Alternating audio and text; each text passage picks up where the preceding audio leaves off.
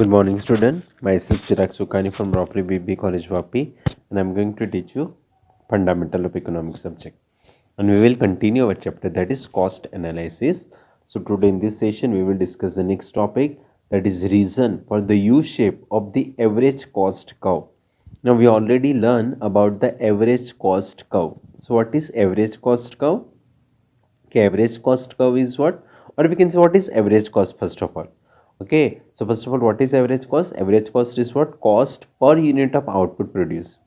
And how it is obtained? It is obtained by adding average fixed cost and the average variable cost, as well as it is also obtained by total cost divided by total output. So today in this session we will discuss why this average cost curve it is U shape. Okay so हम लोग ने पढ़ा ना इस like that, ये average cost है ना ना, तो एवरेज कॉस्ट का जो शेप है ना क्यों ऐसा यू शेप की तरह है, ये हम लोग को आज पढ़ना है. So reason for the U shape of the average cost curve. So first of all before starting the answer you should know what is average cost. So what is average cost? Average cost is, or it is also known as what, average total cost, is the total cost divided by total output produced. So total cost divided by output produced, it is denoted as this. So ATC or the average cost is what, TC upon Q. TC is what, total cost, and Q is what, total output. And average total cost is also obtained by adding average fixed cost and the average variable cost. Okay, so another formula for calculating average cost or average total cost is what, AFC plus AVC. Okay, in short, the behavior of the average cost, it is totally depend upon the behavior of the AFC curve and the AVC curve. Why? Because ultimately average cost is what, average cost is addition of AFC and the AVC ना. Okay, सो जो average cost का जो shape है ना वो किसके ऊपर depend है? It depends upon the shape of the AFC curve and the shape of the AVC curve, because average cost is nothing but it is an addition of these two, that is AFC and the AVC. That is why we can say the behavior of average cost, it is depends upon behavior of average fixed cost and the average variable cost. So this is a diagram we already learned in the average cost topic. Okay, that is how this diagram is drawn, like that. So on x-axis there is an output and on y-axis there is an cost. Okay, now first of all we have to draw the average cost. So before drawing the curve, that is average cost, we should know what is the behavior of AFC curve. So AFC curve का shape क्या है? It is a declining downward slope throughout the length, जाता है ना AFC curve. AVC in the beginning declining, reaches up to minimum and then starts rising. Okay, so average cost, it is always top of these two, ये always ऊपर ही रहेगा, like that. इसे diagram draw किया जाता है. आया समझ में? सो बी क्लियर. ये डायग्राम में आपको थोड़ा बहुत लाइन स्ट्रेट नहीं है बट ड्रॉ कर सकते हो, लाइक दैट, कि this AFC curve, this AVC curve and top is what, EC curve. Clear? Now based on this diagram we can see the relationship between these three, AFC, AVC and the ATC. चलो first point क्या है? In the beginning, okay, ये diagram आप अपने दिमाग में याद करके रखो तो हम लोग को ये इजी समझ में आएगा. First of all, in the beginning when both AFC and the AVC curve falls, then the ATC curve also fall sharply. दिख रहा है आपको क्लियरली कि इनिशियली में एवरेज फिक्स कॉस्ट डिक्लाइनिंग जा रहा है, एवरेज कॉस्ट भी डिक्लाइनिंग जा रहा है. So but base average cost भी क्या होगा, डिक्लाइनिंग ही जाएगा ना, because average total cost is what, it is an addition of AFC curve and the AVC curve. Okay, यानी average cost is depend upon the average fixed cost and the average variable cost. So जैसे AFC कब declining हो रहा है, AVC कब declining हो रहा है, so but obvious EC curve, that is average total cost, also declining in the beginning. Now second point याद रखना अच्छे से कि when AVC curve rises but AFC curve falls, then ATC curve continue to fall, because here the fall in the AFC curve is more than rise in the AVC curve. Okay तो ये हम लोग ने diagram, अब ये ऊपर चला गया बट मैं अगेन यहाँ पे डायग्राम ड्रॉ कर रहा हूँ. ये आपका AFC कर्व था, ये आपका AVC कर्व था और उसके ऊपर EC कर्व था. सो सेकंड पॉइंट क्या बोल रहा है समझो कि when average variable cost curve rises, यानी यहां से एवरेज वेरिएबल कॉस्ट राइज होने लगा, हो ना, हो रहा है ना this. So average variable cost rises but average fix cost continue to fall. ये फॉल ही हो रहा है ना एवरेज फिक्स कॉस्ट, तो एवरेज कॉस्ट भी फॉल हो रहा है. यहां तक देखो एवरेज कॉस्ट भी क्या हो रहा है, फॉल हो रहा है, because the falling rate of AFC it is higher than rising rate of AVC. Okay तो ये again we explain with the help of this table जो ऑलरेडी हम लोग ने कैलकुलेट किया है. Look at this column number 5th 6 and the 7. भाई कौन सा कॉलम है आपको दिखेगा, ठीक है चलो. AFC curve, AVC curve and the EC curve, यानी 5th column, 6th column and the 7th column. देखो सेकंड पॉइंट सीखना है ना कि when average variable cost rises, कहां से राइज होने लगा, दिस हो रहा है rise, then average fix cost continue to fall, हो रहा है फॉल. ओके तो एवरेज कॉस्ट भी कम हो रहा है 32 से 31. Why, because falling rate of AFC curve it is higher than the rising rate of AVC curve. मतलब 25 से 25.5 राइज हुआ, यानी ओनली 0.5 का राइज हुआ, बट फॉलिंग क्या हुआ, फॉलिंग 0.8 से हुआ.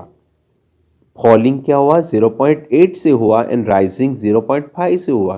तो falling rate of AFC it is higher than rising rate of AVC, that is why average cost continue to fall. यहां तक सेकंड पॉइंट दिख रहा है आपको. सो ये टेबल भी अच्छे से ध्यान में रख के आपको ये पॉइंट को समझना है.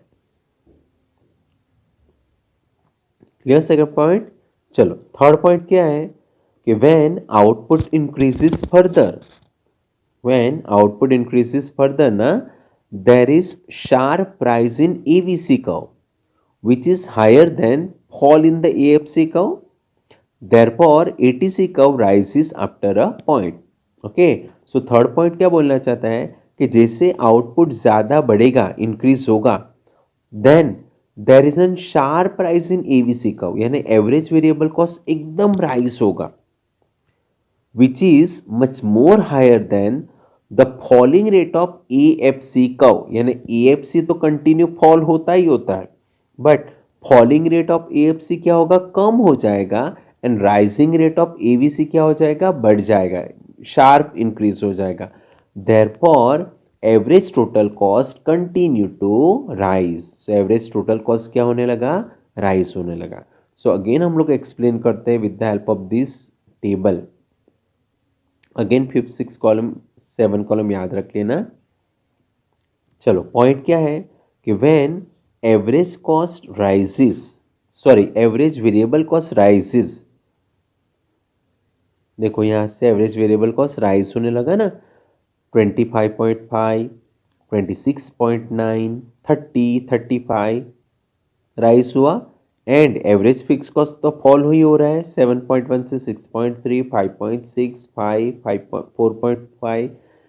Now in that case average cost continue to rise, हो रहा है राइज 32 से 35, 39 हो रहा है ना.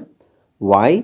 Because rising rate of average variable cost it is higher than the falling rate of EFC curve. यानी फॉलिंग धीरे धीरे हो रहा है. देखो आप 0.5, 0.6, 0.5 से फॉल हो रहा है. बट राइजिंग क्या हो रहा है? 4 से 5 से 5 से हो रहा है ना. ये पॉइंट में फॉलिंग होता है और ये राइजिंग नंबर्स में हो रहा है. That is why average cost भी कंटिन्यू राइज हो रहा है. Clear? Third point. And last कि जो आपका एवरेज वेरिएबल कॉस्ट है ना, और सॉरी एक this average cost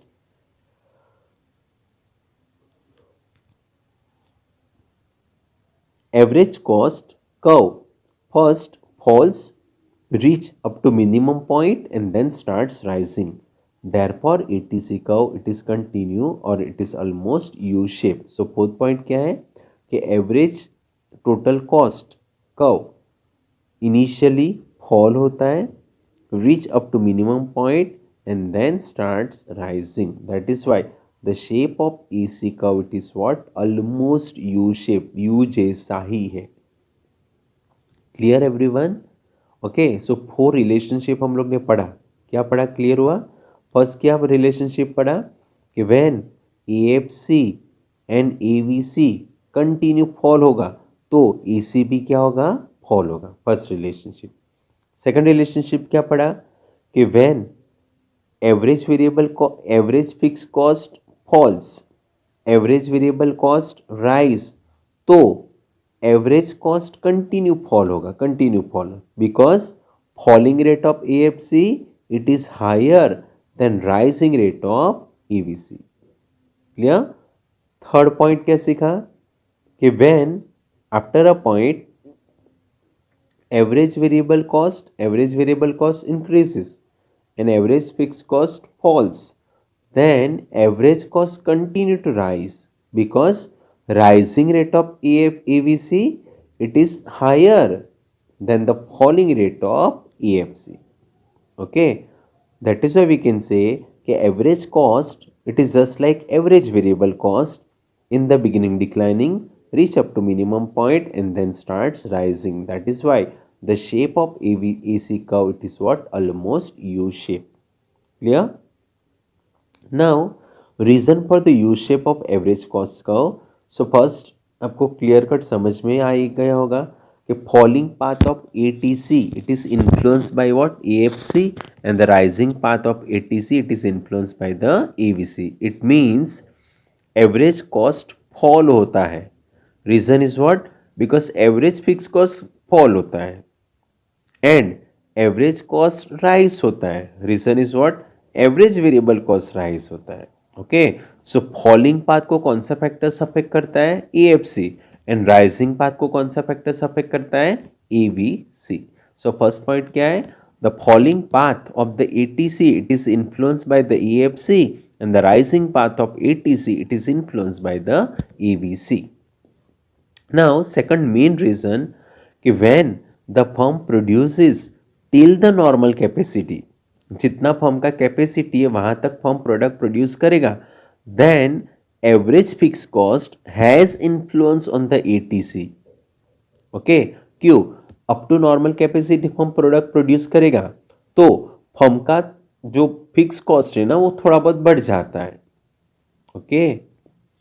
when the firm produces till the normal capacity then AFC has influence on the ATC. Sorry.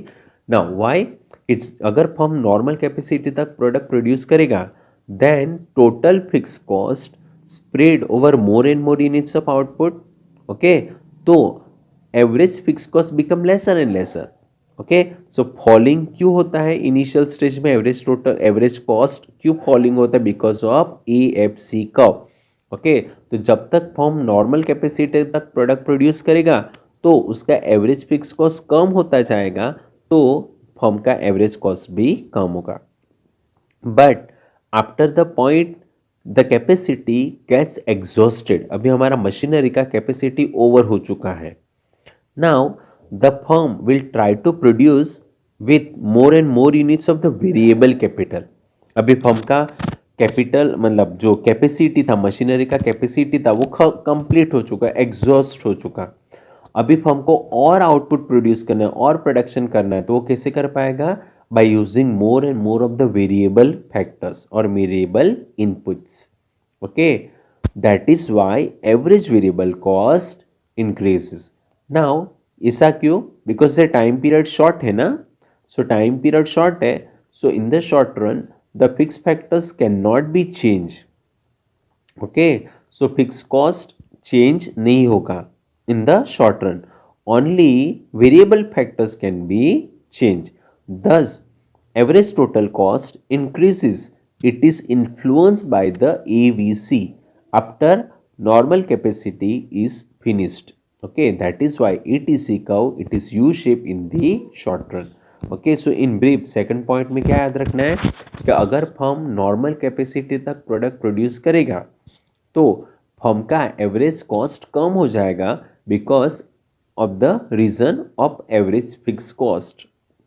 But as output increases further, okay, so the firm or we can say the firm produces beyond the normal capacity। अभी complete हो चुका है ना, exhaust हो चुका है। सो अगर firm को और आउटपुट प्रोड्यूस करना है, सो कैसे कर पाएगा?